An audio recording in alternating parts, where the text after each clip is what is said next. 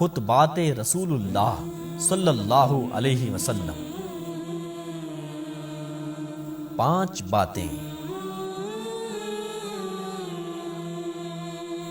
حضرت ابو موسیٰ رضی اللہ عنہ بیان کرتے ہیں کہ رسول اللہ صلی اللہ علیہ وسلم نے ہمیں خطبہ دیتے ہوئے 5 باتیں ارشاد فرمائیں۔